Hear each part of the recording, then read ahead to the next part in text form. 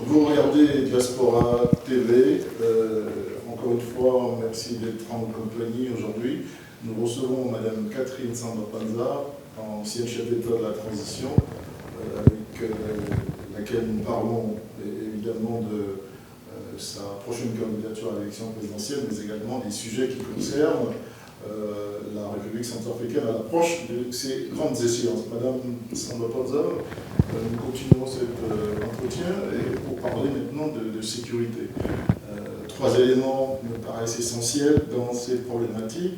Évidemment, c'est la question du DDR, dont on n'entend plus parler, qui semble tout à fait mort, celle de la réforme du secteur de la sécurité et celle de la construction des FACA. En tant que possible chef d'État de la RCA, quel regard avez-vous sur ces questions essentielles pour la République centrafricaine, les questions d'ordre sécuritaire, avec ces trois éléments? La question sécuritaire est vraiment au centre des préoccupations des populations centrafricaines. Parce que nous assistons depuis environ 5 ans à une difficulté à libérer notre pays devenu le terrain de jeu et le fonds de commerce des groupes armés. Durant la transition, nous avons abordé au fond la question sécuritaire à travers les consultations populaires à la base, où nous avons interrogé les populations sur leur point de vue en ce qui concerne la sécurité, sur leurs attentes en ce qui concerne la sécurité et sur leur vision de notre question sécuritaire. Sans vous interrompre, ce que vous aviez appelé à l'époque démocratie participative. Exactement. Nous avons donc voulu avoir le point de vue de la base, des populations à la base.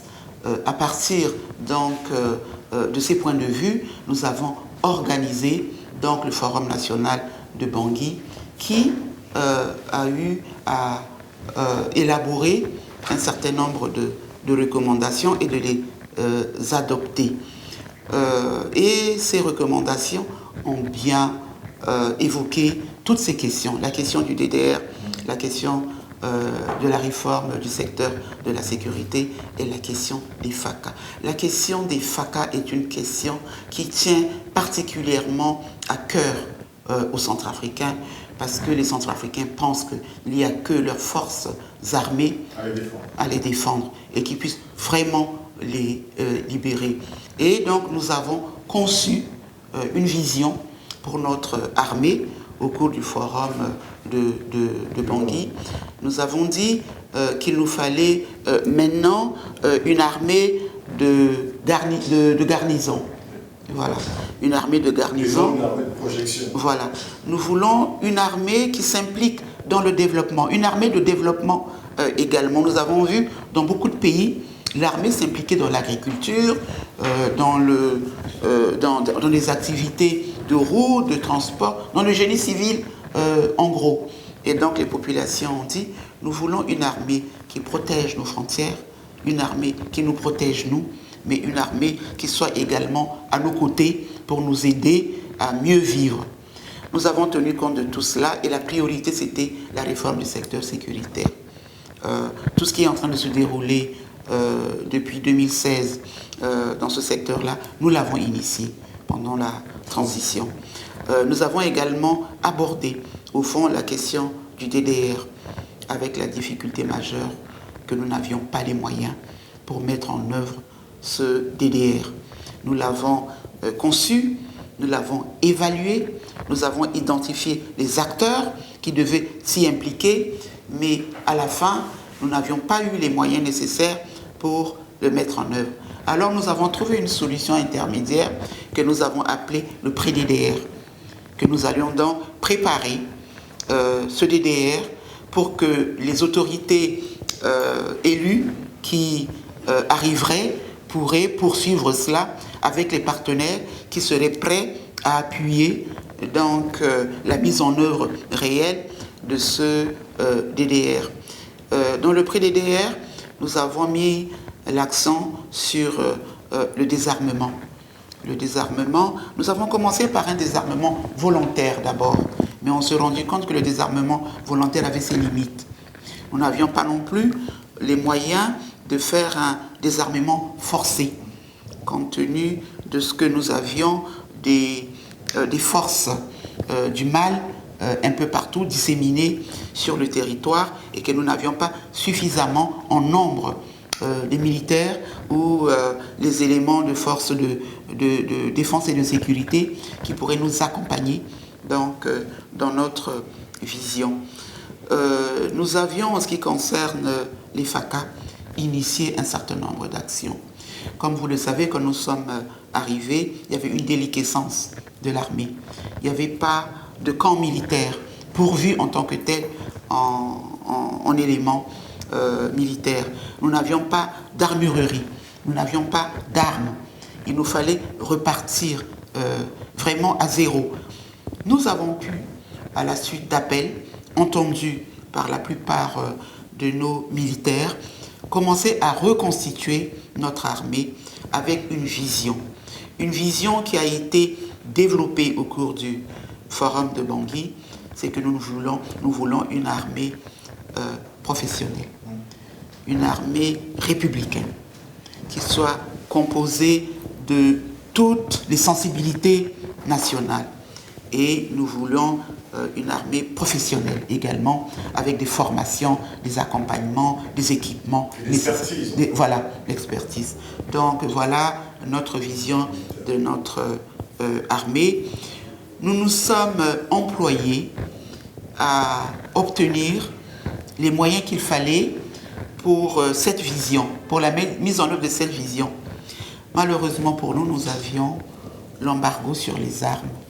Cet embargo sur les armes ne concerne pas que les armes létales, ça concerne les équipements, ça concerne les fournitures, ça concerne les moyens de transport, de tout. Nous étions bloqués dans notre élan de refonder notre armée nationale. Madame Sandra Panza, encore présidente, vous aspirez à l'être, parce que j'ai failli dire Madame la Présidente. Alors, quand on vous entend parler, on a l'impression que la transition a posé toutes les balises et même qu'elle avait tracé un chemin, une voie.